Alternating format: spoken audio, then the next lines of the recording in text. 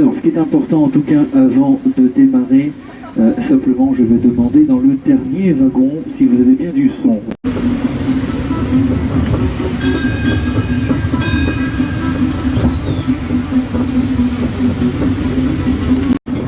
Ville natale du roi Henri IV, Pau compte à ce jour 83 900 habitants. Surprenante par son dynamisme, activités en tout genre, concerts, théâtres, festivals, très british. Tous les places, jardins et terrasses sont foisons, permettant de se reposer et l'escalade. Ensuite donc, à votre gauche, la mairie ainsi que le théâtre Saint-Louis. Sur les ruines d'une église s'élevant en 1862, un nouveau théâtre dans lequel les services municipaux s'installèrent en 1878. Le bâtiment se partage entre l'hôtel de ville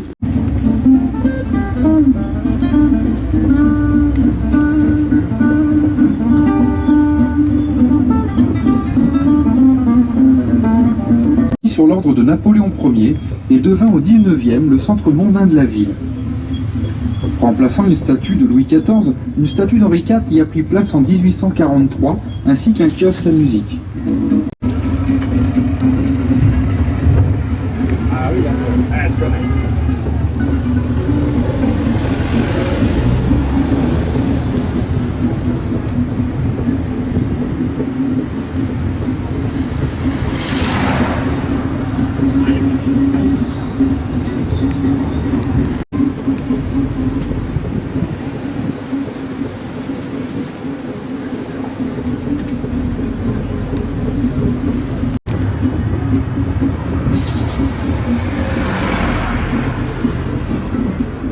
Sur votre gauche, le Square Aragon.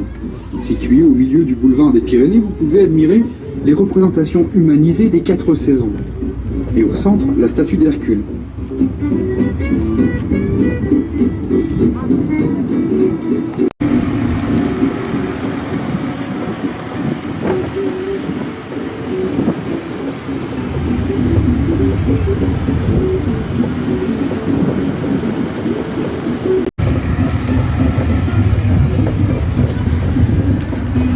Mais n'oublions pas la gastronomie locale.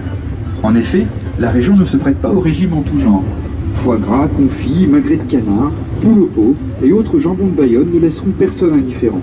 Et les restaurateurs locaux se feront un plaisir d'éveiller vos papilles, le tout accompagné d'un vin blanc de renom, le Jurançon.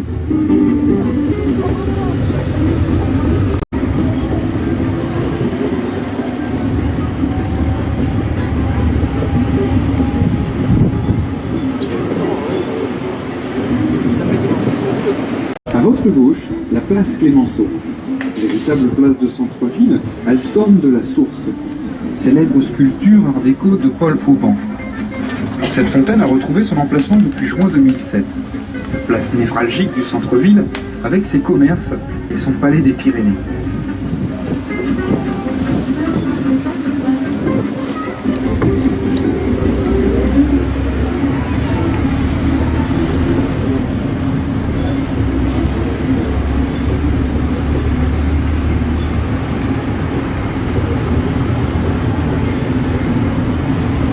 Comme aumônerie du lycée Barthou. Façade élégante de pierre blanche, architecture classique et simple, elle donne son nom à la petite place, ornée d'une jolie fontaine appelée Fontaine d'Aran, de Théodore Lannes et Louis-Alexandre.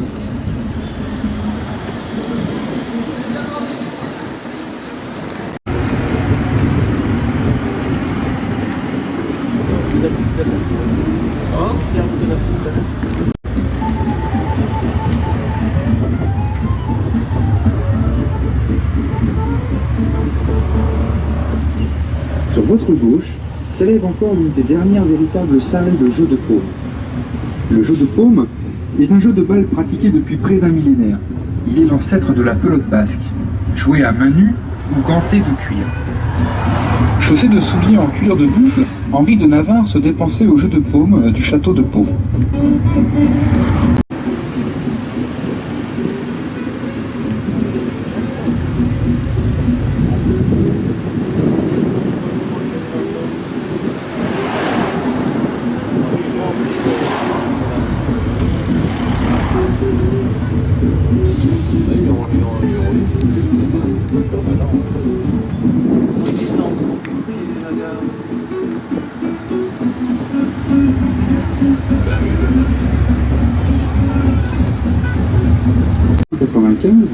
Date à laquelle l'ensemble des bâtiments fut vendu à la ville de Pau. Entièrement rénové et réhabilité grâce à la Fondation Total et du patrimoine, il abrite depuis septembre 2003 le Conservatoire de musique et de danse de Pau-Pyrénées, au lieu de création et de vie musicale. Vous avez d'ailleurs sur votre gauche l'une des plus belles villas de la ville de Pau. Il s'agit de la villa San Carlos. Pau devient au XIXe siècle lieu de séjour favori pour l'aristocratie britannique, attirée par ses vertus climatiques. Dès le milieu du XIXe, le quartier Trespoy accueille les premiers résidents étrangers, en majorité anglais et américains. S'ouvrent toutes face aux montagnes des Pyrénées.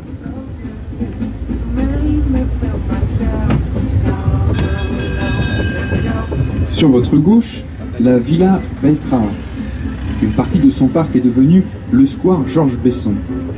Cette villa, propriété de la ville de Pau, a été confiée à des associations.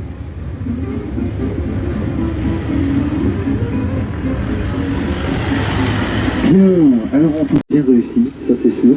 Il est ouvert au public de 7h à 20h tous les jours, donc n'hésitez pas, si vous passez dans ce quartier, à aller faire une petite visite dans ce fameux jardin. Il est juste extraordinaire. Alors, petit détail, oula, vous avez pas vu quand même, ça a fait cartonner, parce que la peau reculée et lui il a doublé.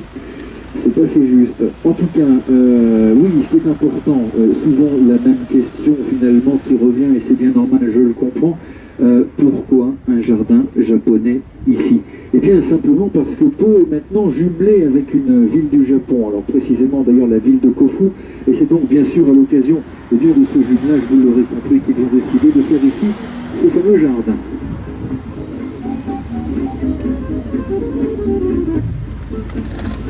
Et enfin sur votre gauche, la Villa Nito. Construction datée de 1890, inspirée d'un château style Louis XIII, cette superbe villa est face aux Pyrénées. Propriété de la ville de Pau, elle abrite actuellement le centre départemental de documentation pédagogique des Pyrénées-Atlantiques. La première, c'est que le galet était bien sûr utilisé uniquement dans un but esthétique, ça c'est important, il n'y avait pas d'histoire d'isolation par exemple, et surtout toujours positionné donc de la même façon en épi tel qu'il est là.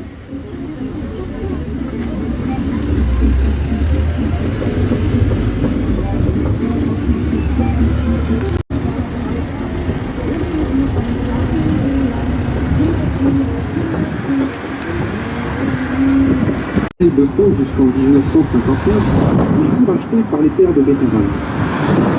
Aujourd'hui, les chambres de Carmélites ont été transformées en chambres d'étudiants à des fins locatives. Ici vécut durant 6 années Sœur Marie de Jésus crucifié et proclamée bienheureuse par le pape Jean-Paul II le 13 novembre 1900. De la pelote basque, où les paris sont autorisés, ce qui est unique en France. Sans oublier les 2 grands prix automobiles du centre-ville, qui font de Pau le rendez-vous incontournable des sports mécaniques et des amateurs de sensations fortes. Sa première édition date de 1901. Le Grand Prix s'est déroulé régulièrement à partir de 1933, avec une course presque chaque année, sauf pendant la Seconde Guerre mondiale. Cette épreuve est la première à avoir été dénommée Grand Prix. Période bien sûr à laquelle se déroule ce fameux Grand Prix. Alors le Grand Prix, comme le dit le commentaire, eh bien c'est chaque année, et c'est surtout chaque année au mois de mai. Voilà, donc rendez-vous pris tous les ans au mois de mai pour le Grand Prix automobile de Pau. À votre gauche, le parc, avec lacs, rivières et cascades, nombreux massifs de fleurs, vastes rocailles et rocherets, écrin de verdure de 12 hectares, face à un panorama unique.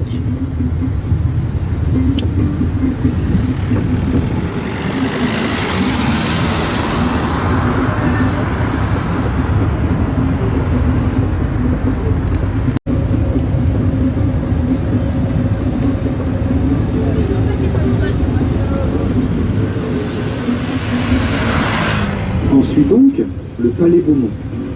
Créé en 1900 à la demande de la riche clientèle de villégiateurs étrangers, rénové à maintes reprises, il devint un hôpital pendant la guerre.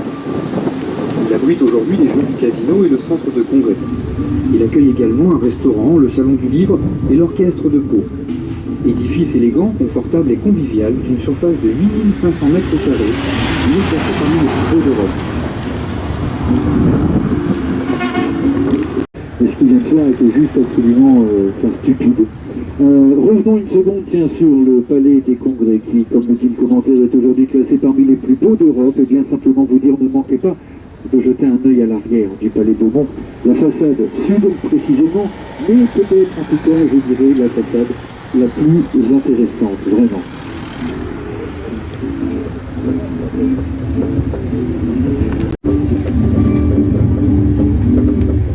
Nous nous trouvons maintenant sur l'un des plus beaux boulevards de Pau. 72 arches s'étale sur près de 2 km et relie le château au Palais Beaumont. Il doit son existence à une visite de Napoléon Bonaparte. C'est lui qui, dès 1808, a eu l'idée de tirer parti de la vue de la chaîne de montagnes. La ville de Pau confie en 1891 à l'ingénieur Jean-Charles Alphand. Les appartements de la Villa Châle sont parmi les plus chers de la ville. Bien, ce qui est important là, c'est de Pau avoir la vue sur les Pyrénées. Aïe aïe aïe, voilà, c'est un peu enfin, on peut dire que c'est beaucoup compromis, je crois, hein, sans hésiter d'ailleurs, c'est quand même pas mal bouché. Alors, simplement dire aux plus sceptiques, et je le comprends vraiment quand on a cette météo, et bien simplement dire, oui, c'est bien ici qu'on a habituellement cette vue absolument extraordinaire sur la chaîne des Pyrénées. Voilà, pour aujourd'hui en tout cas, malheureusement, eh bien c'est cuit.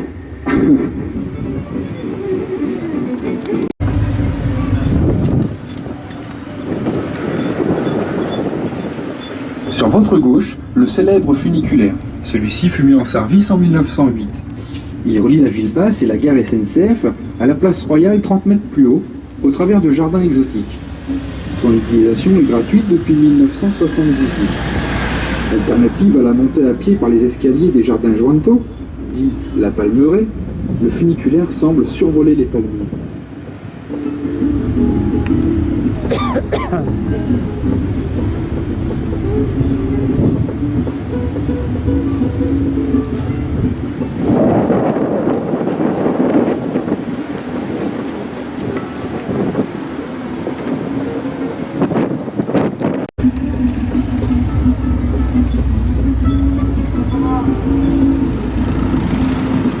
À votre gauche, l'église Saint-Martin. Néogothique datant de 1868, elle s'élève sur l'emplacement d'un ancien hôtel particulier, démoli en 1860.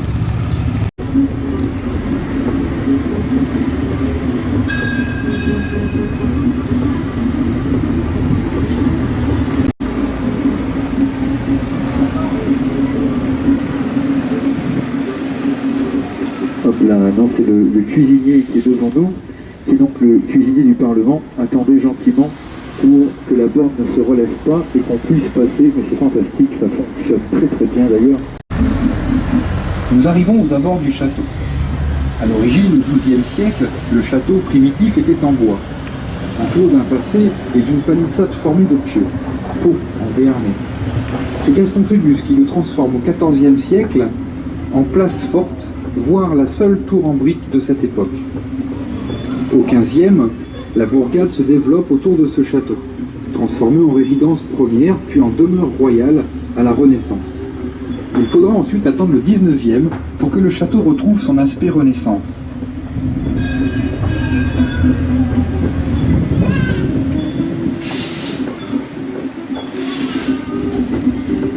Juste une petite information complémentaire ici.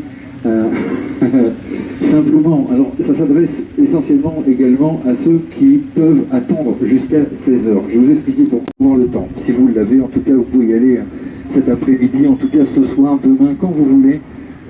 Voilà, le tout c'est de le savoir et c'est parfait. Alors on va quand même avoir un petit obstacle juste devant notre route avec un panneau de menu du restaurant.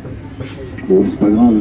En tout cas, j'aurai quand même ici une dernière chose importante à vous dire avant de terminer le tour.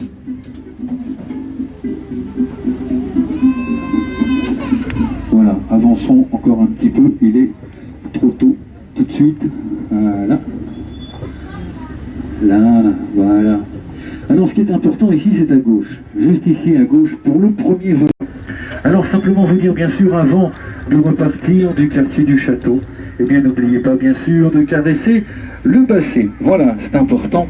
Et j'en sais rien. Les deux. Non, alors bien souvent, je vais vous dire, tous ceux qui passent là et les gens du coin, on caresse avec les deux mains. Maintenant, est-ce que c'est la bonne solution? Je ne sais pas. En tout cas, dernière chose importante, bien sûr, il me reste à vous remercier, voilà, d'avoir en tout cas participé au Tour en petit train. Petite information pratique pour ceux qui auraient souhaité faire la visite.